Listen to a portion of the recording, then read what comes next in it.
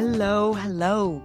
Welcome to At Home with the Intuitive Cook, the podcast giving a voice to everyday home cooks like you and me. Join me around the kitchen table as we chat about finding cooking ease and inspiration beyond rules and recipes and the noise of celebrity chef culture. It's not rocket science, it's just dinner. Tune. Hello, Isabelle. Welcome to the podcast. It's lovely to have you here. Thank you, Katrina. Really looking forward to conversation. A kitchen table conversation. That's my favorite conversations. And when I realized that is when this idea for the podcast came to me, to just have the kind of conversations, you get when you sit around the kitchen table with friends. So you are French, but you've been living in Britain for a very long time. So I think I was really curious, as you know, both food cultures. Can you see the differences? Are they really as different as the cliche says? They are. I think they really are. Although I think there's in England there's a sort of a thirst for developing cultures of food. There's an interest in other cultures of food, and there's an interest in French food. And it's a bit like sometimes I feel like it's like a child who wants to learn from another place. Although there is a tradition, an English tradition of food which I find quite lovely, which reminds me a bit of the sort of country type of food that you find in some place in France. It's not that different. I think what's different is some of the flavors and the way we gather around the meals. I think that's also a big difference. Part of food culture, isn't this? The Yeah, way of absolutely. gathering. So how is that different, do you think? I mean, by my own sort of experience with food in France, is that it's at the core of anything we do. Everything we do is around meals, and you start breakfast talking about what you're going to have for lunch, and at lunch you start talking about what you're going to get for dinner, and then in all those meals you will discuss what you're going to have in a week's time when people are coming for dinner, and it's about the produce as well that you're going to get, which I think we have so much more choice in France in terms of the produce, the beautiful produce that we can get. And my family lives in Brittany, which is one of these places where you've got lots of beautiful produce, and they are by the sea as well, which means that they've got fresh fish, they've got fresh vegetables, they grow vegetables in the garden, but you can get all sorts of beautiful stuff. You go to the supermarket there and you feel like you're in a very posh supermarket. When you compare with England, you don't have that same choice. Very, very, it's weird. But when I go home, and you go to the fish counter, for example, you've got mountains of spider crabs and live prawns, and I don't experience that here. And I live near Hastings, which is supposed to be a fisherman port. And sadly, I don't get the same quality of fish. You've got little places where you can get some fish, but the boats come back, they have it's like a little cabin and they sell this fish there. And it's, even if it's completely fresh, it doesn't look the same. It doesn't appeal so much. I think it's because people don't eat the produce that's coming there. Does that make sense? It's just really weird. It does make sense. I think in Britain, this kind of idea of going to the supermarket is much more, I don't know, maybe because when you go to a market, there isn't so many local markets. And I mean, I experienced that in Greece as well. In Greece, every neighborhood in Athens will have a weekly market where local producers will come and sell their produce, and mountains and mountains of stuff. And it's just really a different approach. And even when I've been to farmers markets, even in Islington in London, which is meant to be an amazing farmers market, it's kind of disappointing. I mean, Borough Market is quite amazing, but Borough Market in London is more like it's like a wholesaler's market, and so the amount of produce there is you never get that anywhere on a Oh, and neighborhood farmer market. I think as well, if you go to Borough Market, you need to have a lot of money to get the stuff. It's very expensive. The French markets, like the Greek markets, you can, it's not pennies because it's worth something, but you can get very good quality stuff for a fair price. When I visit my friends in Paris, same thing. I've got a friend who lives in the smallest borough rather in Paris, and they've got this covered market, and it's just a way of life. Basically, you walk in, everybody knows each other.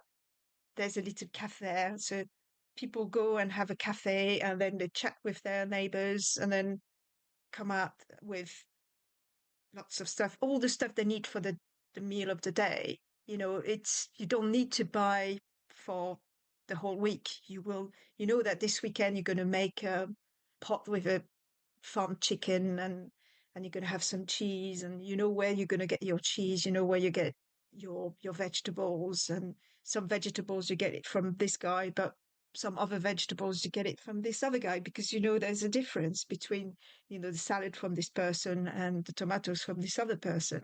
I don't know, it's just very exciting.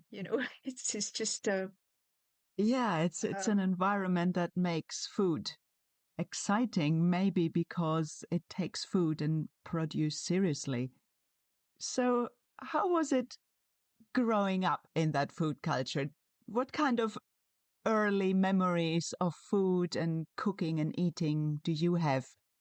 I remember as a very small kid, my dream was to grow up and have a delicatessen, behind the counters, and have access to all the pâtés and saucissons and sausages and pies, and I wanted that. I felt really excited by food. And I think my first memory of food is porridge. My grandmother gave me porridge when I was a very little kid, and I absolutely loved it. From there, I started having all sorts of different foods. So that was the first food I was kind of allowed to have as a very small kid. And then progressively, they kind of introduced other things. And, the weirdest thing is I used to love tinned ravioli, but there would be a lot of cheese on top, and then it would be put in the oven. And now I would go, oh, I can't have that. But it's linked with going to my grandparents. So we would have that. And then the beautiful sort of food that I would have would be potatoes that would be sort of pureed but fried at the same time. So that's a speciality from the east of France, and it's so delicious. It's just cubed potatoes. They're cooked in a big cast iron pot with lots of oil, and you eat that with a green salad with lots and lots of garlic and a piece of cheese. And the cheese will be either Comté or Appenzell or Gruyere. So, and that's just what you have: the potatoes, the salad with the garlic and the cheese, and maybe some soup. So it's like a vegetable soup with cream, and that's just absolutely delicious. So that's the first sort of weird memories. It's just something that comes out of a tin, but which is immediately kind of jazzed up with cheese, and then the traditional meal that you have when you go to your grandparents. And then my grandmother, this grandmother, she was not a brilliant cook, but she cooked some dishes very well. And then my other grandmother would just be cooking fabulous dishes all the time. It was just absolutely wonderful. We would go to have a meal there, and it would be very sort of elaborate sort of dishes. She was the best at making crème chantilly. I've never had it like that after ever in my life. It's just sad. I'm looking for the taste and I can't find it. I think it's also because of the produce she used at the time, which is different, and can't really find that. And then it was just everybody in the family was cooking. You know, my uncle was a wonderful cook. He was, but that was more exotic. You know, he would cook veal with banana and cream. And the first time I ever had smoked salmon was there, and it was something like a luxury. And you know, he would make this beautiful table, and we would have this very delicious food coming into our plates. And that was really, it felt really posh, but it was just, you know, very delicious. The beautiful glasses. There's something quite, how do you say that in English? Mise en scène, you know, you have Mm, to show show it off. And there is, it's like a ritual, you know, you have the aperitif, then you have the starter, then you have the main, then you have a break, and then you have the cheese, and then you have the dessert, the pudding. I mean, still like that. When I go home, it's exactly that. You know, you have the apéro. You can't start the meal without the apéro, and then by the time you finish, then you're not hungry anymore. But you've got to go through that whole meal, and it's just like a celebration all the time. I don't know. There's so many dishes, so many meals that I remember as a child, and I think interestingly, the that dish that I was describing, the potatoes, and my grandmother used to do this, but her sister, who lived in the country, made the exact same meal, but because she lived in the country and she was growing her own vegetables, everything she made was twice or three or four or five times nicer because of the quality of the ingredients. Soup. When you're a kid, you don't like soup, supposedly, but we would absolutely devour the soup. You know, when my great aunt made this soup, it was just the most delicious thing in the world. Can I have more? You know, and the cream she used was just, you know, she bought the cream from the farm. So immediately that's a different taste again. yeah, and I think when you experience that difference that the produce makes, you have to experience the difference it makes. Unless you experience it, you don't know. I mean, we get that, you know, we run this little whole food shop here, and Mm-hmm. and we get people who, you know, they maybe come in for something else, and they decide to try just, you know, the potatoes we have. Mm. Organic potatoes, even organic potatoes from a supermarket, are probably, you know, grown on a massive farm. So we get them almost directly from a much smaller Yeah. farm. And then when Mm-hmm. people try these potatoes once, they come back just for the potatoes because they say, oh my God, they're just so much nicer. I can't buy the Ah. supermarket stuff anymore. So, you know, in small ways, you can experience that everywhere. But of course, as you're Mm-hmm. describing, you're growing up in France, it sounds, oh my God, it sounds so delicious.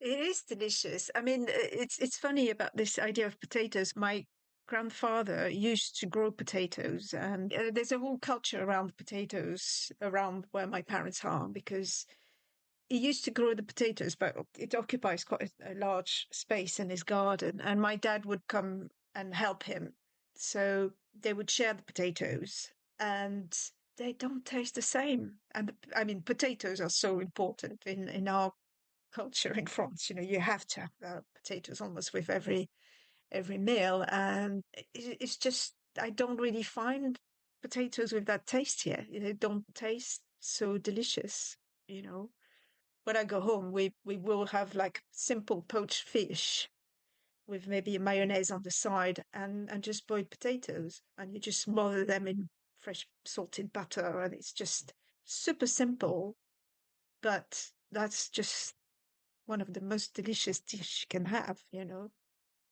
And there's a constant relationship with people around the food. It's not just in the family; it's also with the friends and the neighbors. The neighbor there is a retired fisherman, and he would just bring fish, fresh fish from the sea. So you know he's got lots of mackerel. He brings the mackerel. it's just a way of life. People share, people exchange. And same thing with fruits. You got too many fruits, so you just share the fruits, or you make jam and then you share the jam.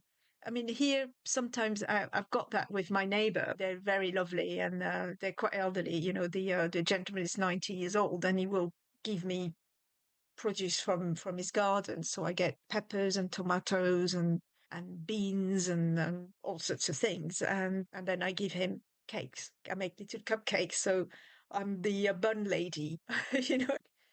Do you remember learning to cook, or did it just sort of all come through breathing in that air surrounded by this? I think it's observation, lots of observation and helping out as well. But I think when I was little, it was mainly observing and looking and maybe doing little things, but not doing it all by myself. I observed my grandmother, observed my mom. A lot of the stuff would be ritualized in a way, with making things like special biscuits for Christmas. So the kids we will be helping out for that, or placing the apples on the apple tart. But it's just completely natural, I guess. You look and you learn that way. But I remember my first cake, which was when I was 9 at my grandmother's with my little friend. We would make endless amount of yogurt cake. And that's the first cake you learn how to make because it's super easy. You just need your yogurt pot to measure every other ingredient. So one yogurt and then 2 pots of sugar, 3 pots of flour, one little bag of raising agent, and then a half a pot of oil. And butter your dish, put it in the oven, cook it for 35 minutes. And then when you get a bit advanced, then you start introducing chocolate. So you make marble yogurt cake. And then progressively you introduce other things, put little bits of apple, whatever. It's delicious. I still do it to that day. I make all sorts of versions of it. So you can make it sweet, you can make it savory. We used to use it as a base to make a sort of fancy, light Black Forest gâteau, which was not Black Forest gâteau, but it was very exciting to do that as kids. And yeah, it's interesting what you mention now that you then take that concept and turn it into lots of different versions, right? I think this is something that I see in myself, that I maybe learned something or ate something somewhere a long time ago, even. And now I'll think, oh, I can use that idea to do something similar or possibly completely different. But it starts with something somehow, but you don't have to repeat the same thing. You think, oh, I could use this, as you say. Well, it's a yogurt cake and it's like a sweet thing, but of course, why not make it savory, for example? One of the things I really like about your ideas you share with people is that idea that you can do whatever you want if you got the basic skill. Nothing stops you. The way I cook very often is I taste something that I really like, and I'm like, I'm sure I can reproduce that. And I'm not an extraordinary cook. I'm not making very fancy or complicated things, but with the basic skill that I know very well, then I can do anything. It's always based on something that and you can explore and you can just bring in new things all the time with the one thing that which is the basic.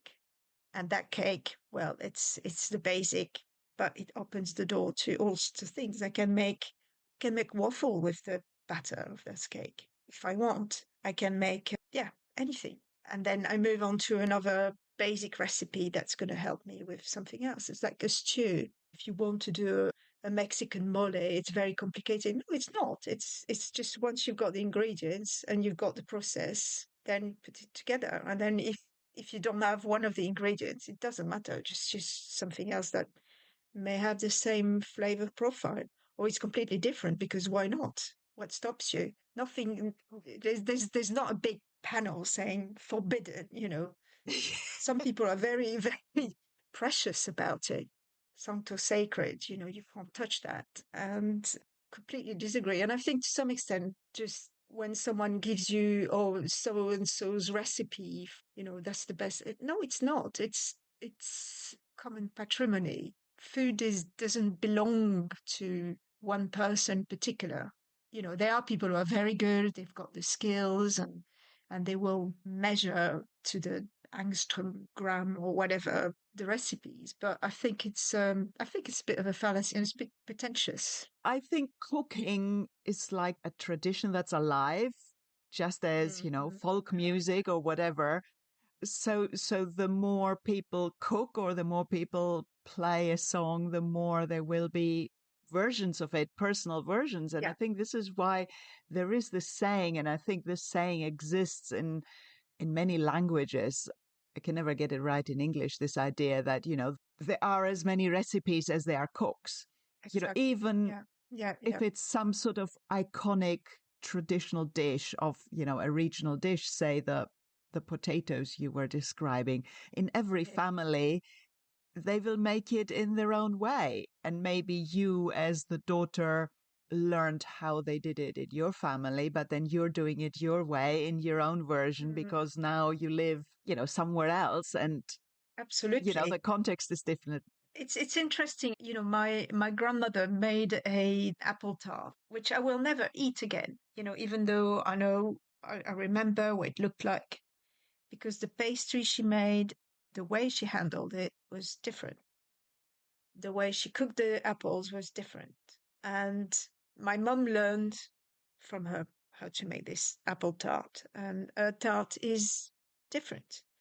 And my grandfather more or less refused to eat my mother's, even though it was very delicious. Or he would make comments. He would eat it, but he would say, "Oh, it's very nice." But there would always be a slight bitchy comment about the fact that it was not like his wife's. And then when I go home and my mum is a bit bored, she doesn't want to make the cake. And if I offer to make the apple tarts, I can see my dad's face. He's not so happy. And I'm like, I'm not offended at all. But that's the way it is. And he himself is a very good cook, and he's the main cook now. He's always trying to reproduce what his mum was doing, because he's got that memory of those dishes and the taste of it. So he's constantly trying to reach that taste that he loved as a child. And I realize I do the same. I will ask him again and again about recipes of special traditional dish, and I will try to emulate it. And instead of being upset by it, I just think we embrace it, if that makes sense. It's, recipes or dishes. It just can't be rigid because it's something that is alive, in the same way as today's tomato is not the same as tomorrow's tomato. I mean, me eating something today, I'm not the same person tomorrow. So the whole Yeah, experience is absolutely. always different. So you can't kind of hold on to it. You can try to recreate it approximately as you remember it, of Yeah, course. yeah. But and that is a nice thing to do. And now, my kitchen friends, it's time for a quick break to see what I've been cooking up for you. If you ever feel trapped by recipes or wish you could get more creative in your kitchen, I made a free mini course. It's called Ditch the Recipes, and it's a short series of 5 emails that will help you get started on your intuitive cooking journey. Sign up on the website at theintuitivecook.co.uk/free or find the link in the show notes. And now, let's get back to our conversation. These days, where you live, you are trying to teach other people to have this sort of creative approach to cooking as well. I do different things, but one of the main thing I do is I call myself facilitator rather than the teacher, because I make clear to people when I with them that I'm not imposing anything. I will give them a basic recipe, and that's a guideline, and then I make sure that they know that they can change things, and I encourage them to change things as well. And I work with a charity that offers complementary therapy for people with cancer or illness that are life threatening. And this is a very therapeutic sort of session, and it's generally a very small group. And I tried to recreate the idea of, you're coming to a friend's house and you cook together, even if you cook different meals, and everybody will cook a version of that. And it's just really, it's really humbling because it is really powerful and people will totally embrace it. And it sometimes the people who come to me are people who really love cooking, but they sort of gave up because their treatment has really sort of challenged their strength, so they couldn't do it anymore, or really has changed their taste, especially for people who are going through chemotherapy. It can be something that really affects your taste. And then they sort of progressively sort of reconnect with those things. So they're really encouraged to taste different things and then choose what they are going to do. So for example, last Friday we had a session where we made a soup, a really kind of wholesome soup. And some of them went the sort of Italian way, or someone went more the French way, and someone went the Arabic way. So with all the spices and the different things we had, it was a similar sort of pot, but the smells coming from each pot was completely different. And people would sometimes put a little bit because that's enough for them, or went all the way and added lots of spices. And it's a way as well to reconnect with the taste, reconnect with the creativity as well, because it's creative, and the sort of curiosity. You can see people, they just suddenly sort of get really excited, and they can play. It's like all this those herbs and spices and different oils or whatever, they become like colors that you would use to draw a beautiful picture. And it's very creative. I think it's meditative as well. I think it's like a journey that you have with taste, and they really love it. It also generates sort of storytelling because people will talk about food, and some stories are just really beautiful. And I remember there was this elderly gentleman. He came and he was a bit suspicious to start with. He was like, "Well, I'm not too sure what's going to happen here." So he was sitting there. He was like, "Who's she? This woman who's pretending to teach me something about soup?" He said to me, I make soup since I am 5. When I was 5, I was making soup." So okay, yeah, right. Because my mom was very tired, and we all needed to help, and so I was making soup, and I actually went to the fields and I would steal the carrots and the potatoes because we didn't have money, and there was a whole story and around that. And then he embraced it immediately, and then he wanted to show where he knew that he was the expert in soup. But he really wanted to reconnect with that, with the food. It was just a lovely. Every time was just such a lovely time we shared because there was all those stories that would come out.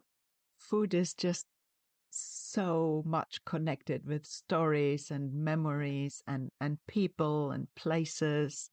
And yeah, well, this is all our conversation so far, isn't it? We Yeah, also have been exploring that.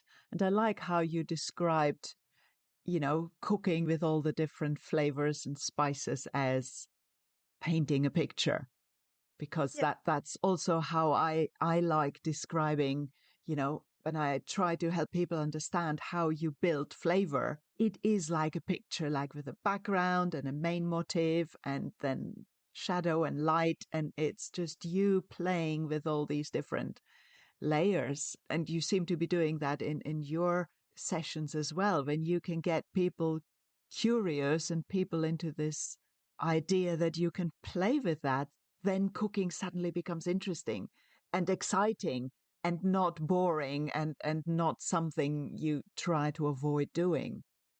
yeah, yeah. It's not a chore anymore. For me, it's an outlet, because I'm myself, 11 years ago, I was diagnosed with breast cancer. And I mean, I always loved cooking and I would find all sorts of reason to cook all the time. I was coming back from work. The first thing I did was drop my bag and I would go straight to the kitchen and I start cooking. That's just the way. I cleaned the day, if I had a rough day, cooking was my outlet. But when I was diagnosed and, my world was completely upside down and I stopped working. I was a teacher in a secondary school in Camden. And I stopped working because I couldn't face, the treatment and going to a quite a difficult environment. And my days were written by by the making of the meal because I lived in Brixton at the time. I would go to the market, get some ingredients in the morning. Then I would go home and I would be very tired if I had had my treatment or, whatever. And it was just a long day process. So the morning doing the shopping, then going home, resting, then preparing, then resting, and then cooking. And then I would start writing what I was doing. And one of my friend had given me this beautiful little booklet saying, well, you can write whatever you want in it. You're going through this. It could be somewhere where you can do your journaling or whatever. And very quickly it became a recipe book because all I did would just be looking up recipes or writing up what I was doing. And that really helped me. And it was just bringing pleasure and joy in quite a dark period of my life. And that helped me so much that, when I came here, I met these people who were doing this, working for this charity. And from a patient, I became people think of me as a therapist. And I'm like, well, just cooking with them. But it's incredible the power of food. It really is. It's not just, it's not about nutrition. There is an aspect of nutrition. And I make it very clear to people I'm not a nutritionist. Of course, I'm interested in what the different foods are bringing into our body and what they help us with. But that's not the main idea around this space where we're meeting. It's about making sure you're bringing all these beautiful ingredients, which are full of vitamins and minerals or whatever. But it's also about the pleasure.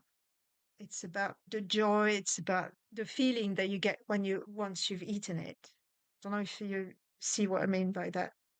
Oh, yeah, I can see what you mean. Yeah, And I also think it's it's quite powerful to know that you prepared this for yourself. yeah, The sort of pleasure and accomplishment we get from actually having prepared something ourselves. You can only get that feeling of satisfaction when you have made that effort. It doesn't have to be a lot of effort, it can be just a simple soup, but just making that effort of putting it together for yourself to feed yourself is a completely different experience than just opening a a tin. can or a pot of a ready-made soup. So back to your kitchen. What are you cooking today? What am I cooking today? Oh, I'm gonna make. I think there's two possibilities. I've got some chicken. I was thinking of doing a sort of Greek-inspired chicken actually with oregano and yogurt, olive oil, marinating with a little bit of lemon and with some hummus maybe and tzatziki. That could be lunch actually. It's probably going to be lunch. It's going to go in a wrap of some description. And I think tonight I'm going to make some Chinese sort of very simple noodle dish with chicken as well. I've got to eat that chicken. We've got to eat that chicken. So we could have chicken lunch and chicken dinner. Yeah, so for that, actually, the chicken is marinating in a little bit of soy sauce, two different type of soy sauce, sesame oil, garlic and ginger. Quite simple. A drizzle of honey as well, just to make it right, and a little bit of Chinese wine. So it's sort of marinating. And they say, oh, don't marinate it too long, but I don't care. I think it's nicer. I think it will just infuse the whole thing. That's going to be yeah, stir fried with simple noodle and some spring onions, maybe. I've got a little bit of cabbage. I might just throw that in there as well, and a couple of sliced carrots. Yeah, shredded cabbage is a good thing to throw into things. I like doing that. Well, I generally like throwing, what needs to be Yeah. used into various dishes. And I was just wondering, does it ever happen that you're too tired to cook or you don't have enough time to cook? What do you cook when you can't be bothered cooking? What I tend to have is I always have a little bit of a jar, a big jar with soup. So I make a big pot of soup and it's in the jar. So there's a number of things that are, I think it's a bit like the Japanese way where you've got a few ingredients and then you recompose and you throw things together and suddenly you've got a meal. And my partner is very, his favorite meal is a leftover meal, he says. Oh, can we have leftovers tonight? Okay.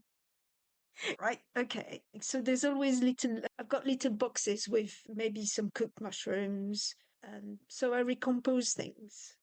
Don't know if you see what I mean by that. So it could be like suddenly I've got a salad, and that's the sort of French tradition meal in the evening as well. It would be a little bit of soup, a nice piece of bread, and some cheese or some cured meat. Or you open a tin of sardines and you have it with some capers. So you've got all these little things in the fridge. My fridge is, when I open the fridge, everything seems to want to fall on me. It's quite crazy. It's, when we were talking about having colors, all my cupboards are filled with very exotic type of ingredients. And to me, it's a bit like colors or like painting brushes or that sort of thing. And the fridge is all the elements of what I'm going to compose. And I've got lots and lots of, how do you say, condiments and sauces, weird things. That drives my partner nuts, actually. Can we empty the fridge? No, we can't empty the fridge. I need this.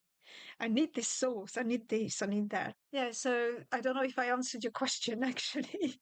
Yeah, well, I think you answered that when you can't be bothered to cook, you just use up all the bits you have. Yeah, that's what we do. And Yeah. but I love doing that. But I mean, it's true that sometimes I don't feel like doing anything. But sometimes my partner will cook. He does a very nice puttanesca, a lovely ragu. So I let him do this. I don't know, we could just keep talking forever and forever. I think it's just so delicious listening to you talk about all these memories and produce and flavors. But if you were going to give people two tips, what are your two favorite hacks, tips, or shortcuts? How do you make things easier or faster or more delicious for you in the kitchen? Two things I could share. Well, that's a tricky question. The one thing I do, it's to let things cook in their own juice before adding any fat. So for example, I love mushrooms, and to me the best way to cook mushrooms is to put them in the pan with nothing and just let them cook very slowly, maybe with a lid on top, and just let the juice come out and then dry off a little bit, and it concentrates the flavors. And then only then do I put the butter or the oil or the salt and pepper, and that's kind of, yeah, it concentrate the taste. So I don't know if that's a tip, but that's something I do. Certainly a tip I want to try next time I'll cook mushrooms. It really changes, and I had conversations with people like, yeah, but mushrooms, they really absorb fat. So if you put the oil first and you put the mushrooms, then they will taste of the oil. But if you really want to concentrate the taste of the mushrooms, that's a good tip. To go back to porridge, I realized that to make a good porridge for me is to first cook it in water and only after to add the milk. And when I do that, I feel the taste of the oats is more intense. So maybe it's in the same sort of line. It's try to get the real flavor of the food. And also when cooking something and you've been cooking each ingredient one after the other, is not to stir constantly, because stirring is going to make a sort of mingling of the flavors. Whereas if you leave it to do its own thing, you can still have the different flavors of Hmm. each ingredient staying, intact, and then they will mingle in your mouth when you eat them. Does that make sense? Oh, yeah, it makes sense. It also makes total sense, with what we were talking about before and your love for the fresh produce. And so Yeah, all your tips are focused on how can you make things taste more of themselves, which yeah. is lovely. So great. Well, thank you so much for this conversation, Isabelle. That was great pleasure and so much deliciousness there in our kitchen chat. So thank you for your time. Thank you very much, Katerina. And I'm still looking at your post and everything. I think it's so interesting. I really thought the first time I read what you've written, it felt like I found a kindred spirit in that way. So thank you. Thanks for joining us for this episode of At Home with the Intuitive Cook. Check out the show notes for links and tasty morsels. And remember, fresh episodes are served up every other Friday. Subscribe to stay tuned and keep exploring the joys of everyday cooking. Until next time, stay curious, trust your taste, and don't forget, it's not rocket science, it's just dinner.